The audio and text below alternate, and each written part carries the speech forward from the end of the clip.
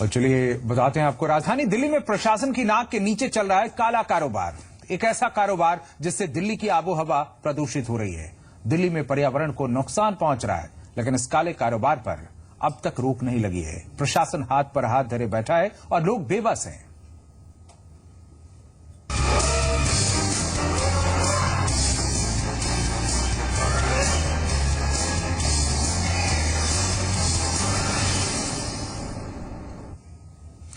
जहां दिल्ली के घिटोरनी इलाके में अपनी गाढ़ी कमाई खर्च कर फार्म हाउस खरीदने वाले लोग अब परेशान हैं।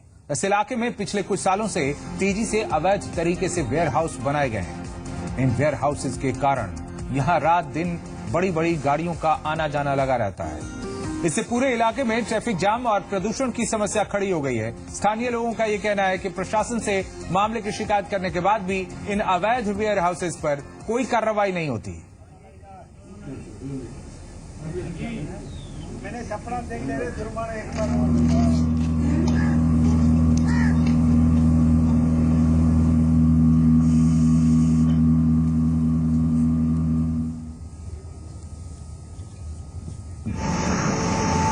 सालों पहले दक्षिण दिल्ली के इस इलाके में लोग आबाद हुए थे।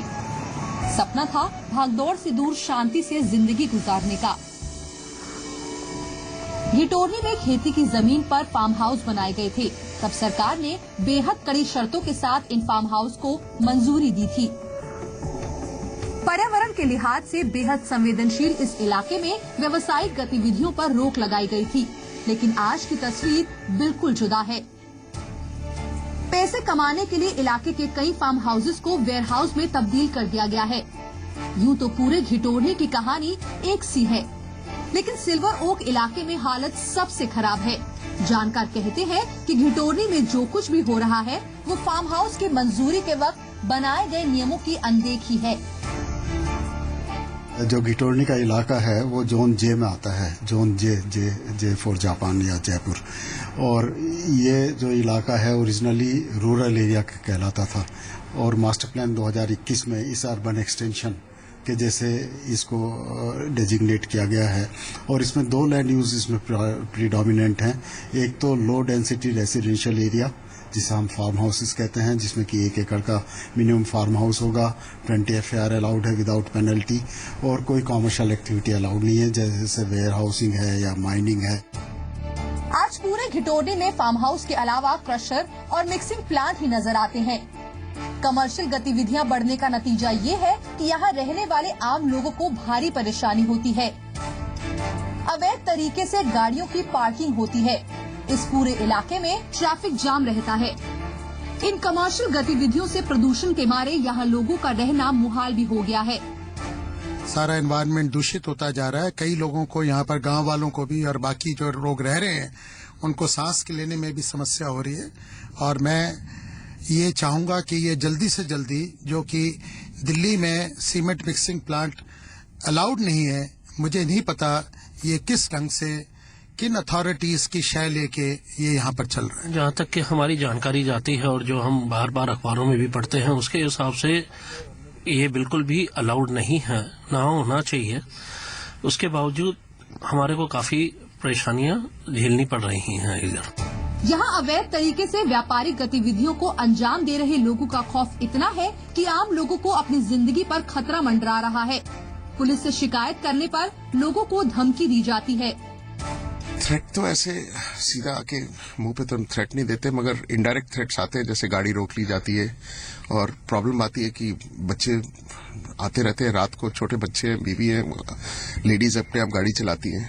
So problem is pretty serious. सवाल ये है कि आखिर दिल्ली में बिगड़ते पर्यावरण की फिक्र प्रशासन क्यों नहीं करता है। सवाल ये है कि आखिर पर्यावरण के लिहाज से बेहद संवेदनशील इस इलाके में व्यापारिक गतिविधियों पर रोक क्यों नहीं लगती।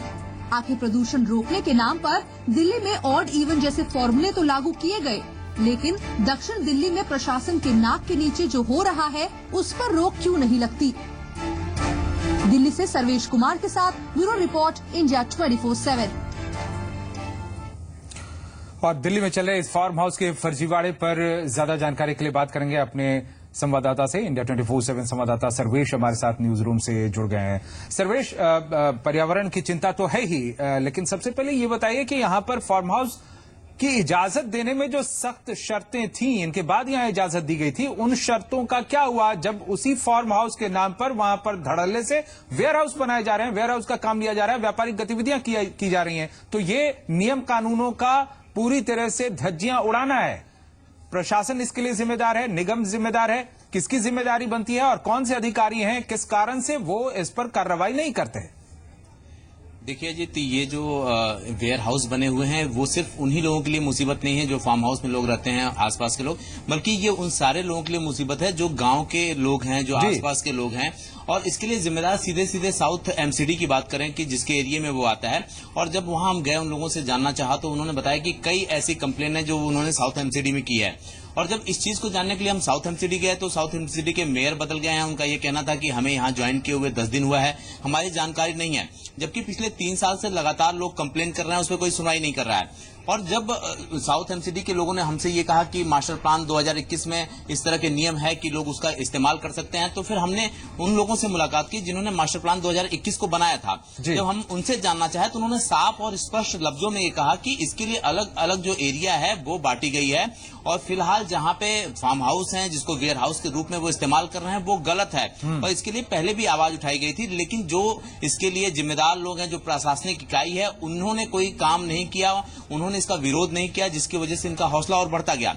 अजीत, आपको बताएं कि जो वहां पे जो सिल्वर ओक फार्म हाउस है, वहां पे जितने भी फार्म हाउस हैं उसके मैक्सिमम जो अधिकतर मालिक हैं वो अपने फार्म हाउस में नहीं रहते बल्कि उसको किराए पे दे दिए हैं। इसके वजह से जो वहां का लोकल प्रशासन है उसकी साठगांठ और एमसीडी की तरफ से कभी कोई ये जानने के लिए नहीं जाता कि उसका जो लैंड है वो किस तरह से उसका इस्तेमाल हुआ जा रहा है। और इसकी वजह से वो लगातार वहां पे इस तरह की गतिविधियां बढ़ती गई। इतना ही नहीं, जो वहां पे रिज की जमीन है, जो फॉरेस्ट डिपार्टमेंट की जमीन है जिसपे वहां रिसर्च हो रहा है, वहां पे पीछे जो पत्थर लगे हुए हैं उसकी भी तोड़ाई की जाती है। बिल्कुल, हम इसकी चर्चा करेंगे, हम इस पर भी आगे बात करेंगे। आप रहिए हमारे साथ और हम देखते हैं कि वहां पर उस इलाके में किस तरीके से और गतिविधियां चलाई जा रही हैं। न सिर्फ वेयर हाउसेस, ये टोरनी में अवैध तरीके से सिर्फ वेयर हाउस का ही कारोबार नहीं चल रहा है, यहां रिज की जमीन पर अवैध तरीके से खनन और स्टोन क्रशर का कारोबार भी चल रहा है। पर्यावरण के लिहाज से बेहद संवेदनशील इस इलाके में किसी भी तरह की कमर्शियल एक्टिविटीज पर रोक है, लेकिन यहां अवैध तरीके से स्टोन क्रशर का काम हो रहा है और प्रशासन चुप है।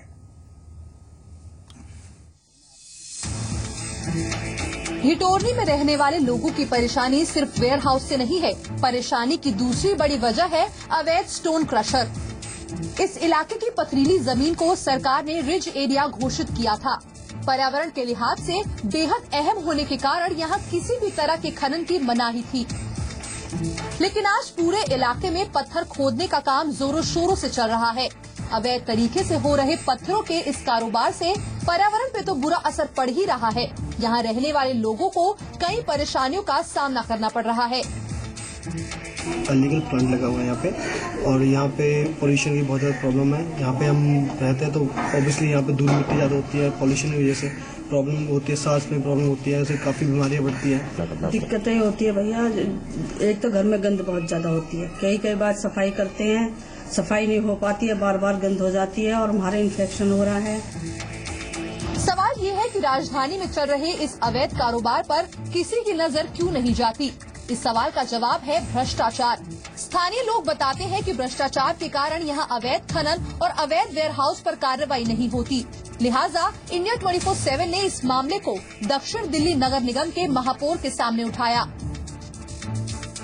दिल्ली की जनता के हित में हमने काम करना है और दिल्ली की जनता अगर परेशान हो किसी कारण तो उसके पे एक्शन होगा, बिल्कुल कोई लिहाज नहीं होगा। और अगर ये हो रहा होगा उसके बाद सील किए जाएंगे, वो तुरंत सील किए जाएंगे। हिटोरनी में चल रहे अवैध वेयर हाउस और खनन के खिलाफ कार्रवाई करने की जिम्मेदारी सिर्फ दक्षिण नगर निगम दिल्ली की नहीं है, बल्कि दिल्ली सरकार, डीडीए और स्थानीय पुलिस पर भी कार्रवाई की जिम्मेदारी है। लेकिन ये सभी एजेंसियां दम साधे बैठी हैं। ये अब जो लार्ज स्केल कॉमर्शलाइजेशन हो रहा है साउथ दिल्ली के एरिया में, कई जगह वेयर हाउसिंग बन गई हैं, स्टोन के यार्ड्स बन गए हैं, फैक्ट्रीज चल रही हैं और बहुत सारे काम चल रहे हैं, ये इलीगल हैं और इसकी जिम्मेदारी मुख्यतः तो साउथ दिल्ली म्यूनिसिपल कॉरपोरेशन की है, जहां तक फॉरेस्ट का ताल्लुक है वो दिल्ली गवर्नमेंट की है, फॉरेस्ट डिपार्टमेंट या रिज मैनेजमेंट बोर्ड, और लैंड यूज का संबंध दिल्ली डेवलपमेंट अथॉरिटी से है। सवाल ये है कि आखिर दिल्ली में चल रहे इस अवैध कारोबार पर रोक कब लगेगी। सवाल इसीलिए क्योंकि ये मामला सिर्फ अवैध वेयरहाउस और खनन का ही नहीं है, बल्कि ये मामला हर दिल्ली वाले की सेहत से जुड़ा है। इंडिया 24/7 की मुहिम के बाद महापौर ने कार्रवाई का भरोसा दिलाया है। उम्मीद है कि जल्द ही इस अवैध कारोबार पर लगाम लगेगी। दिल्ली से सर्वेश कुमार के साथ ब्यूरो रिपोर्ट, इंडिया 24/7।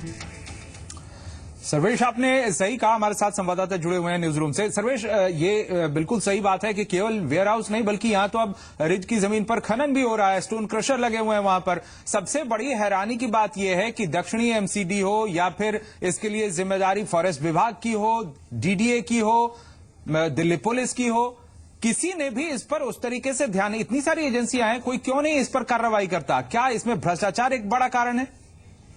जी बिल्कुल, देखिए जी, तो भ्रष्टाचार ही बड़ा कारण है, क्योंकि ये जो चीजें चलती हैं, जो अवैध गतिविधियां चलती हैं वहां पे, जैसा कि जो डीडीए के पूर्व प्लानिंग कमिश्नर थे वो बता रहे थे कि इसके लिए हर किसी के पास पैसा पहुंचाया जाता है, हर किसी की मिली भगत होती है, उसके बाद भी ये इस तरह की गतिविधियां चलती हैं। अगर आज कोई सिल्वर ओक फार्म हाउस के एरिया में जाएगा तो उसको दिखेगा कि मैक्सिमम जो फार्म हाउस हैं वो तब्दील हो चुके हैं, या कहीं कोई काम चल रहा है, कहीं वेयर हाउस के रूप में इस्तेमाल किया जा रहा है, तो कहीं गाड़ियों की बॉडी बन रही है, मतलब पूरी तरह से वो कमर्शलाइज हो गया है। ऐसे में जो एक इनका काकस है, जो इनका एक नेक्सस है, इन सारे लोगों का जो इस तरह का काम करते हैं, वो लोग मिलके उनकी हर डिपार्टमेंट में साठगांठ होती है, और यही वजह है, चाहे डीडीए हो, चाहे दिल्ली सरकार हो, चाहे पुलिस प्रशासन हो, या फिर फॉरेस्ट डिपार्टमेंट हो, वो इस पे कुछ कर नहीं रहा है। जब हम एक एजेंट से बात कर रहे थे तो उन्होंने ये भी कहा था कि इसके पहले ये जानकारी दी गई थी, विभाग में भी ये संज्ञान में लाया गया था, लेकिन उसके बाद भी कोई कार्रवाई नहीं हुई। यही वजह है कि लगातार जो लोग वहां पे इस तरह की गतिविधि चला रहे हैं, उनका मन बढ़ता जा रहा है, और वहां पे